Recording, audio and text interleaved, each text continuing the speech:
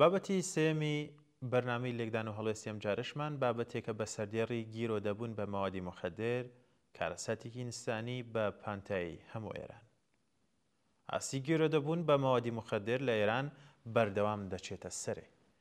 کۆماری ئیسلامی کە کۆمەڵگەی ئێرانی تووشی چەندەها کارەسات کردووە، ڕێگا نادات ڕێژەی واقعی گیرۆ دەبوون بەم مەوادە بڵاو بێتەوە.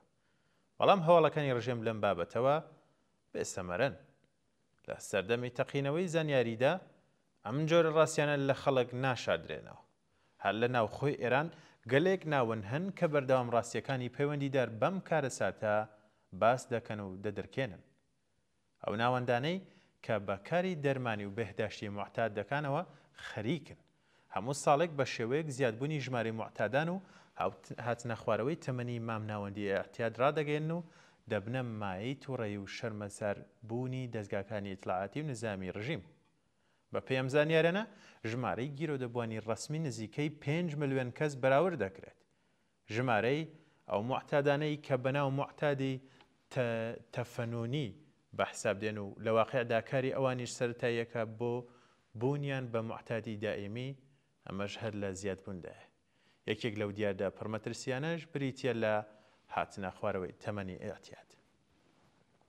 سەرچاوەکانی ناوخۆی ئێران دەڵێن کە تەمەنی مامناوەندی ئەحتیاد تا ڕادەی 13 ساڵ هاتووەتە خوارەوە و نزیکەی 1 ملیۆن کەس لە گیرۆدەبووان بە مەوادی مخدر لە ژێر 18 ساڵ تەمەندان.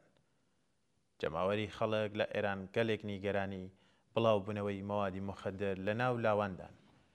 یەکێکی تر لە مەترسیەکان بڵاوبوونەوەی مەوادی مخدری سەنعەتی وەکو شیشەیە کە بەتایبەت لاوانی بێهیوە و بێداهاتوو ڕووی تێدەکەن. شیشە مادەیەکی مخدری شیمیایی پڕمەترسیە کە لە ناوخۆی ئێراندا بەرهەم دێت. کارگاکانی بەرهەمهێنانی شیشە نەتەنیا ئەم مەوادە بە شێوەیەکی هەرزان بۆ مەصرفی ناوخۆی لاوان لە ئێران بەرهەم دێنن، بەڵکو بە دەرەوەی سنوورەکانیشی بەڕێ دەکەن. خاوەنانی ئەم کارگەیانە لەلایەن دەسەڵاتداران و پشتگیریان لێ دەکرێت و بەدانانی ڕەشوەتی زۆر ئەم بازرگانیە جنایەتکارانەیان بە بێ هیچ بربەستێک بەڕێوە بردو و بەڕێوە دەبن. پسپۆڕانی بواری مەوادی مخدر پێمان دەڵێن کە مادەی شیشە دوای ئەوەی کە چەند جار مەصرف کرا، ئینسان تووشی گەلێک کێشەی ڕەوانی وەها دەکات کە چارەسەر ناکرێن. گیرۆ دەبوو حەز بەوە دەکات هیچ سانیەک لە ژیانی خۆی ناتوانێت بەبێ بەکارهێنانی ئەم مادەیە تێپەڕ بکات. وای پێدێت کە بەبێ مەصرفی ئەم مادەیە تەنانەت ناتوانێت قسە بکات، ناتوانێت بە ڕێگادا بڕات، ناتوانێت بخەوێت و ڕەنگە هەر نەیەوێت بە زیندویش بمێنێتەوە. کەوایە ناچار دەبێت بەردەوام مەصرفی بکات، چونکە هەر چەندە زەمان تێپەڕ دەبێت خۆڕاگری جەستەی ئەو بەرامبەر بەم مادەیە زۆرتر دەبێت. هەر بۆیە ناچار دەبێت مەصرفەکەی زیاتر بکات و هەر چەندەی مەصرفەکەشی زیاتر دەبێت کاتی تێداشوونی بە یەکجاری گیرۆدەبووەکە نزیکتر دەبێتەوە لە مردن. بەڵێ بینەران ناوبڕێک وەردەگرین و دێمۆلاتن.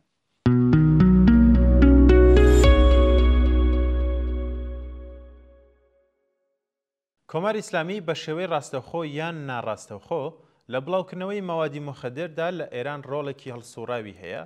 ئەم ڕژێمە چوەکو ڕژێمێکی دیکتاتۆری لە خزمەت نیزامی سەرمایەداریدا و چوەکو گەورەترین خاوەنکار لە ئێران. هۆکاری سەرەکی چوونە سەرەوەی ڕێژەی بێکاری، چوونە سەرەوەی ڕێژەی هەژاری، نەمانی یاسایشی کۆمەڵایەتی، نەمانی ئەمنیەتی سیاسی و پەرەگرتنی بێ ئاسۆیی لە ناولاواندایە، چونکە ئەمانە هەمووی خۆیان هۆکاری پەرەگرتنی ئەحتیاد بە مەوادی مخدرن. جگەل لەمانە وەزارەتی ئیسلاحات و سوپای پاسداران ساڵەهایە کە دەستیان لە کاری بازرگانی بەم مەوادی مخدردایە. ئەم دوو دەستگا حکوومەتیە هەم ئاسانکاری دەکەن بۆ گواستنەوەی مەوادی مخدر لە سنوورەکانی شەرقیەوە بەرەو سنوورەکانی غەربی و جنوبی و هەم لە بڵاوکردنەوەی لە ناو خۆی لە وڵاتیشدا ڕۆڵ دەبینن. ڕۆڵی سوپای پاسداران و وەزارەتی ئیسلاحات لە بڵاوکردنەوەی بەربڵاو هەرزانی مەوادی مخدر لە کوردستاندا ڕاستیەکی حاشا هەڵنەگرە. ڕژیم ناچار بووە کە ناوەندگەلێک بۆ چارەسەرکردنی گیرۆدەبووان دابمەزرێنێت، بەڵام بەهۆی ئەوەی کە ئەم ناوەندانە وەکو زیندان بەڕێوە دەبات. بەشێکی زۆر لە گیرۆدەبووان لەم ناوەندەدا ڕادەکەن و ئەمانەش کە هەلومەرجی پۆلیسی زاڵ بەسەر ئەم ناوەندانەدا تەحمل دەکەن بە شێوەیەکی ڕێژەیی دوای 3 مانگ سەر لە نوێ ڕوودەکەنەوە ماوەدی مخدر. هۆکارەکەشی ئاشکرایە.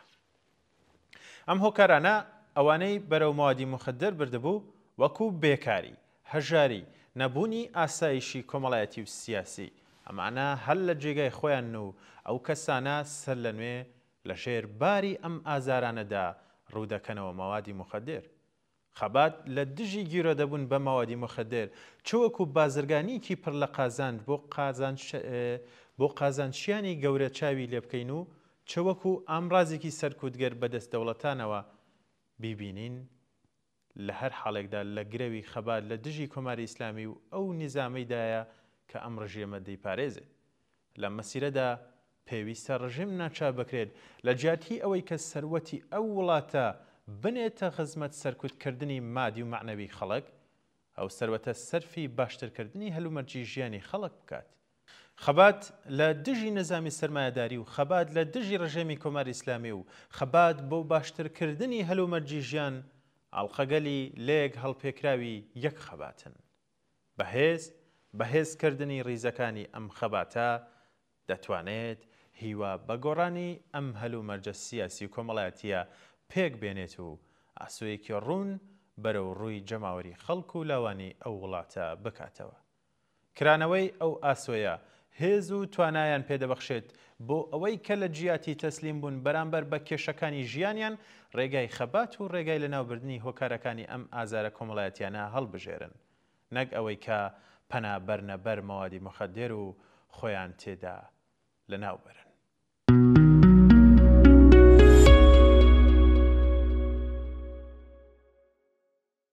بەڵێ بینەرانی خۆشەویست، لێرەدا هاتیینە کۆتایی بەرنامەی لێکدان و هەڵوێستی ئەم جارەش تاوەکو بەرنامەیەکی تر هەر شاد.